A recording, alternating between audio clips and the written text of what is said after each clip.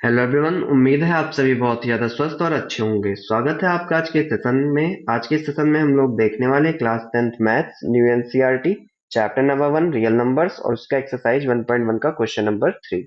इसके पहले वाली वीडियो में हम लोगों ने क्वेश्चन नंबर 2 को बहुत ही इजी वे से समझाया और उसका सॉल्यूशन किया हुआ है।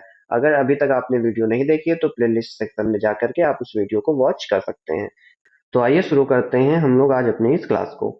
तो यहाँ पे देखते हैं क्वेश्चन नंबर 3 क्या है हमारा कि find the LCM and HCF of the following integers by applying the prime factorisation method. कि जो भी हमें ये क्वेश्चंस गिवन है इनके हमें एलसीएम और एचसीएफ निकालने हैं with the help of prime factorisation method. तो कैसे करेंगे आइए देखते हैं। यहाँ पे हम लोग हमारे पास 3 नंबर्स हैं 12, 15 एंड 21। हमें सबका पहले क्या करना होगा कि अलग अलग एलसीएम लेना होगा। 12 का, देन 15 का एंड 21 का।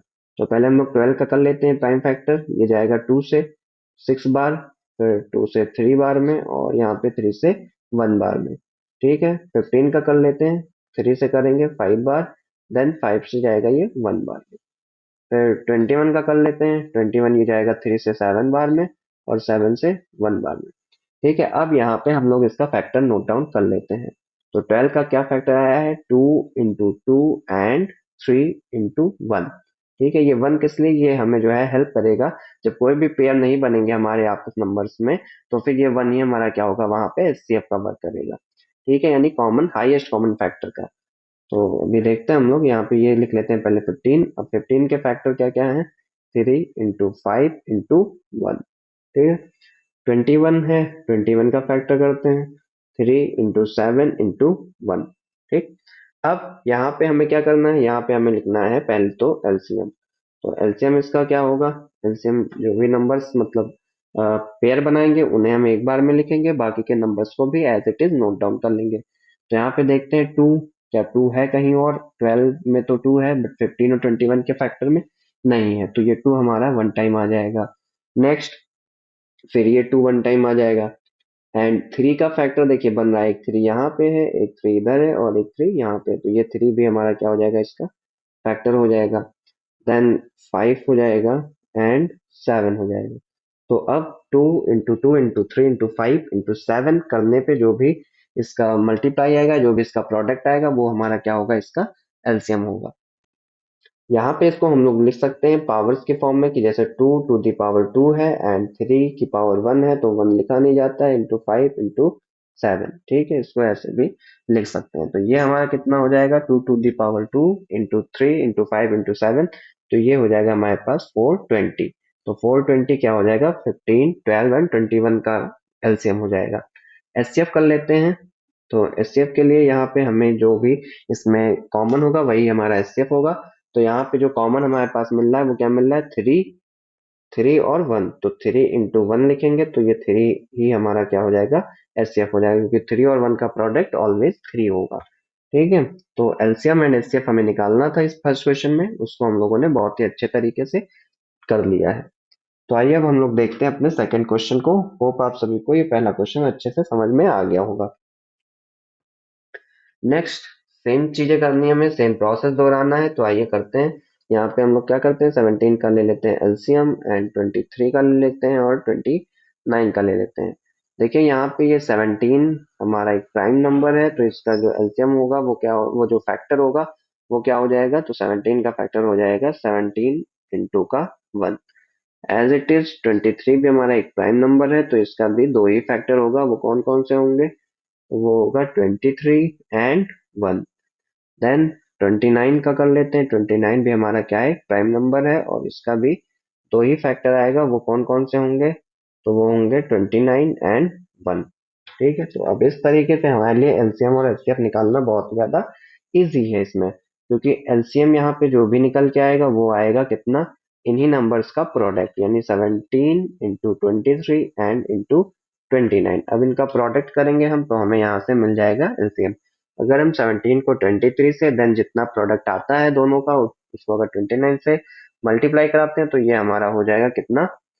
1, 1, 3 एंड 39।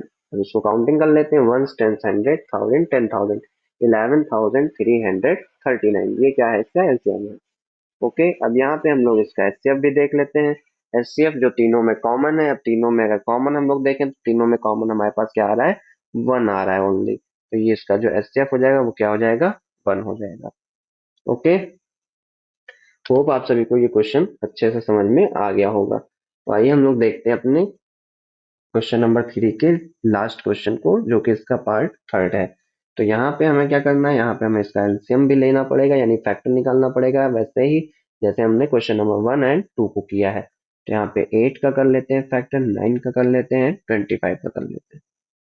तो ये 8 का जाएगा 2 से, 2 4 जा 8 एंड 2 2 जा 4, देन 2 1 जा 2। ओके, ऐसे ही 9 का करना है, 3 से जाएगा 3 बार में एंड 3 1 जा 3।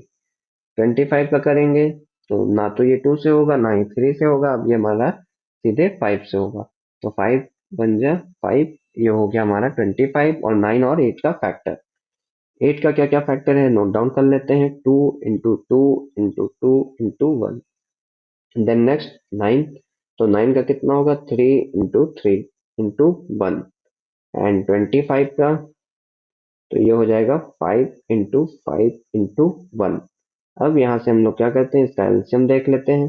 तो एलसीएम क्या होगा, एलसीएम पेयर्स वाले नंबर होंगे, देन उसके बाद जो भी नंबर विदाउट पेयर होंगे वो भी नोट डाउन हो जाएंगे। तो यहाँ पे किसी भी नंबर्स का पेयर बन रहा है अगर हम लोग देखें तो यहाँ पे पेयर नहीं बन रहा है 1 को छोड़ करके, तो सारे नंबर्स को क्या कर लेते हैं, ऐसे नोट कर लेते हैं। अब यहाँ पे देखिए इस तरीके से नोट करेंगे कि 2 जो है वो कितने टाइम है, तो 2 हमारे पूरे 8 9 एंड 25 के फैक्टर में 3 टाइम है, तो ये 2 टू दी पावर 3 हो जाएगा इंटू।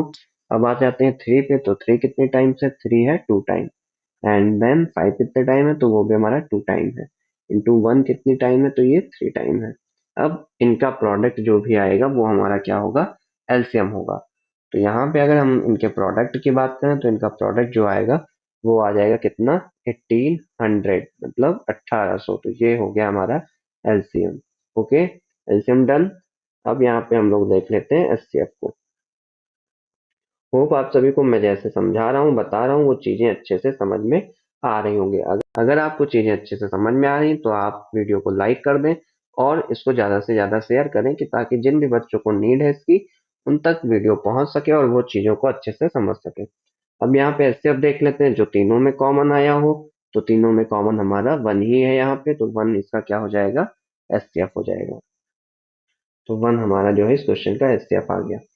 इस तरीके से हमने अपने सभी मतलब क्वेश्चन नंबर 3 के तीनों पार्टों को कर लिया, और यहाँ पे हमारा क्वेश्चन नंबर 3 का टाई एंड हो गया। ठीक है, तो अब हम लोग मिलते हैं अगले वीडियो में क्वेश्चन नंबर 4 के साथ। तब तक के लिए पढ़ते रहिए, मस्त रहिए। Thank you.